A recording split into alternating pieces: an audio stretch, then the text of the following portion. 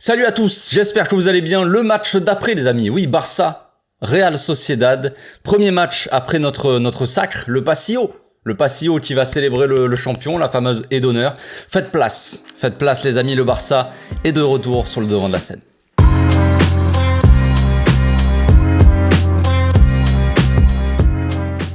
Au passage, n'hésitez pas à vous abonner, liker et commenter, c'est le meilleur moyen de me soutenir et ça fera plaisir à tonton. Demain est un grand jour, le Barça va recevoir le Pasillo, mais recevoir surtout son trophée après le match. Après le match contre la Real Sociedad, ça va être un beau match aussi de football. On va pouvoir s'attendre à vraiment un match de qualitat, j'ai envie de dire, comme on dirait ici. Donc évidemment, c'est aussi un beau jour à titre personnel, pour ma propre personne, parce qu'évidemment, je serai au stade, comme je l'avais dit il y a pas si longtemps que ça, je sais plus, mais bon, bref, j'avais pris mes places en prévision, au cas où si on était champion face à l'Espagnol, on allait recevoir le trophée à domicile, tu vois le truc. Et donc voilà, je serai au stade, donc tout ça pour dire qu'il y aura pas de live d'avant-match sur YouTube comme d'habitude. Vous connaissez, il y aura sûrement pas de live. Je ne sais même pas si je ferai un débrief, je pense que je pourrais pas. Voilà, je vais profiter aussi parce qu'après le match, il y aura la célébration, le trophée, le machin, le Busquets qui va soulever le trophée, Bouzi. Bref, ça va chanter un petit peu, on va tous faire la fête. Donc je pense pas qu'après je ferai un débrief. Je ne m'imagine pas trop faire ça, on verra, je sortirai une vidéo le lendemain. Et je sortirai du coup peut-être un petit vlog aussi, petit vlog un peu ambiance autour du stade pendant le match et tout ça, un peu comme ce que j'avais fait pour le Classico, je sais pas pour ceux qui l'ont vu, mais voilà, ça sera un peu une vidéo dans ce style-là.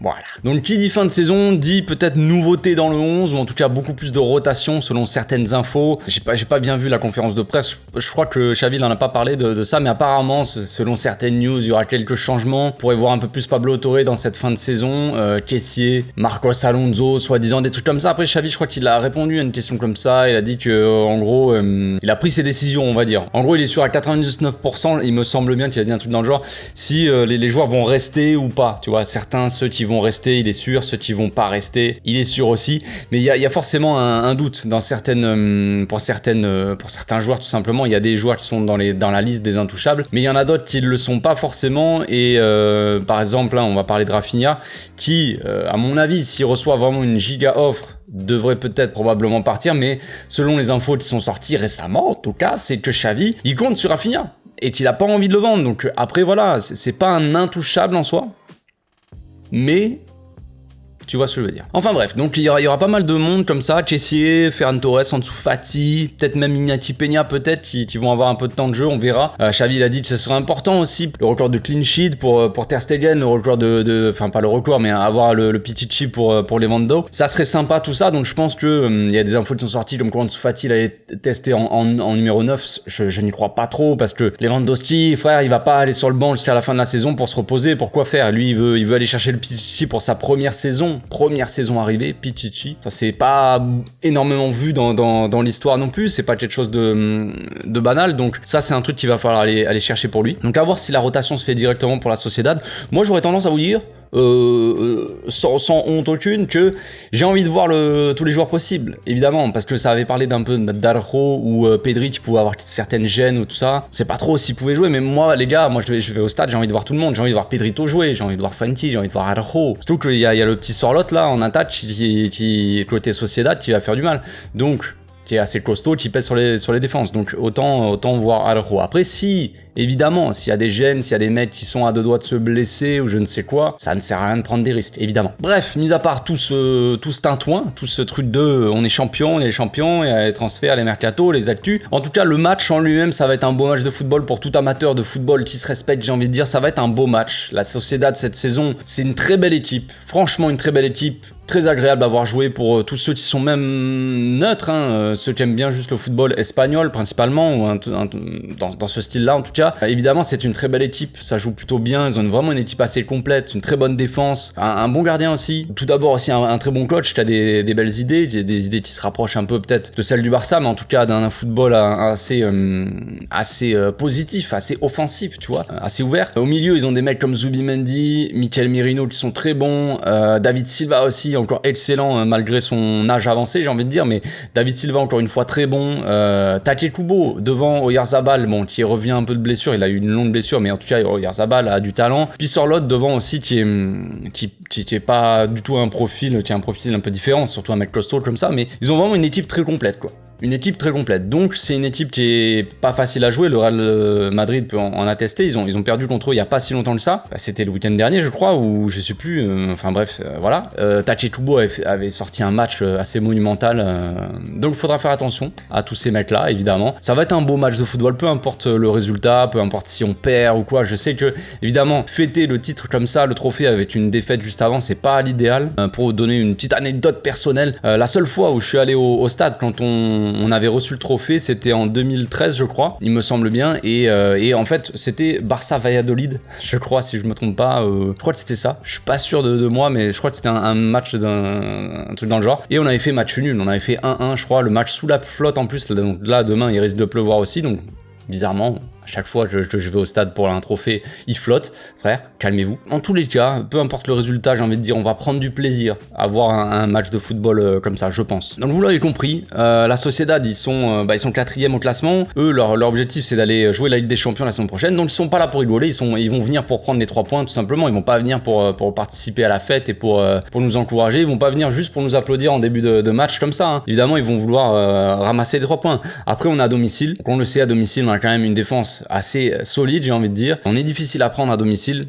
Et généralement, on voit des beaux matchs. Donc je ne m'en fais pas vraiment, on va dire. Même si on a un seul absent, évidemment, c'est Gavi qui est absent, qui est suspendu pour la 40e fois de la saison, évidemment. Gavi qui s'était un peu embrouillé dans le dernier match, je crois. Qui avait pris un jaune, donc suspendu. À voir pour Pedri Araujo, comme j'ai dit, il y a quelques gènes, mais je pense qu'ils seront convoqués. J'ai pas vu la convocation d'ailleurs. Bon, alors où j'enregistre, la convo, elle est pas sortie encore, donc je sais pas, mais je pense que tout le monde va être convoqué, mis à part Gavi, donc qui est suspendu. En face, il leur manque Bryce Mendes, je crois qu'il est toujours blessé, mais sinon, ils ont quelques joueurs qui étaient blessés, ils sont sur le retour. Il leur manque pas grand monde concrètement, hein, ils ont quasiment toute leur équipe. Donc on peut s'attendre à un match assez ouvert, un match avec beaucoup d'occasions, un Tache Kubo qui va être flamboyant, je pense. Ça va être intéressant aussi de voir le match de Zubimendi. On sait que le Barça ils sont intéressés par Zubimendi, à moins qu'on aille chercher Kimmich. On ne sait pas ce qui va se passer. Mais Zubimendi, voilà, à voir comment ça se passe aussi quand Zubimendi n'a pas le ballon, parce que on parle souvent de des joueurs comme ça qui pourraient s'adapter très bien au Barça, qui pourraient très bien apporter quelque chose vraiment, qui ont le profil Barça.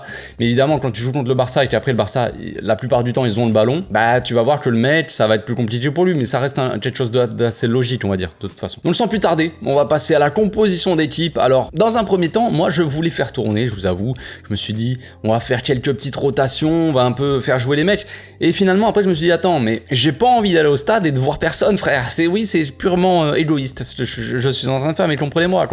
Donc, au cas, je partirai avec Ter Stegen et en défense, évidemment, avec la back, hein, Koundé, Araujo, Christensen, Baldé. Je ne prendrai pas de risque, hein, quand même, je le précise. Si Araujo a des gènes vraiment et qu'il est vraiment pas bien, machin, je ne le mets pas sur le terrain, évidemment. Je partirai avec Roberto à droite, et Koundé et Christensen dans l'axe, Baldé à gauche.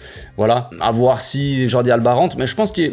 En fait, pour la défense, voilà, je laisse la défense type, mais quand même, on peut y aller, on peut faire des changements en cours de match. N'hésitons pas à faire des changements, ce n'est pas très grave. Voilà, c'est ça que je pense, moi. C'est mon avis en tout cas. Je pense que on va pas partir avec une rotation totale, genre là, on est champion, c'est parti, on joue contre la Sociedad, et ben on fait tourner complet toute l'équipe. Non.